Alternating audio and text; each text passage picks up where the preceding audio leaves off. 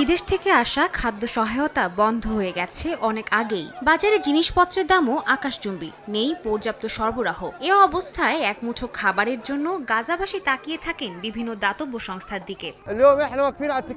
যখন কোনো দাতব্য সংস্থা আমাদের খাবার দিতে আসে, তখনই আমার সন্তানরা দুমুঠো খাবার খেতে পারে। ওরা না আসলে আমার সন্তানরা খালি পেটে ঘুমাতে যায়, ক্ষুধার যন্ত্রণায় রাতভর কান্না করে। গাজাবাসীর এখন এটি নিয়তি। আমি সকাল ৬টা থেকে লাইনে দাঁড়িয়ে আছি যাতে কিছু খেতে পারি। আমাদের কি বা করার আছে? এখানে কোনো খাবার নেই, থাকার জায়গা নেই, যাও আছে তা মাত্রাতিরিক্ত দামি, তাই মানুষ কিছু কিনতেও পারছে না। ইসরায়েলি কর্তৃপক্ষ ট্রাক প্রবেশে বাধা দেওয়া হচ্ছে না দাবি করলেও আন্তর্জাতিক সংস্থাগুলো বলছে ত্রাণ পাঠানোর পথে বাধ সাধছে নেতানিয়াহু সেনারা। এতে আরও প্রকট হচ্ছে মানবিক সংকট।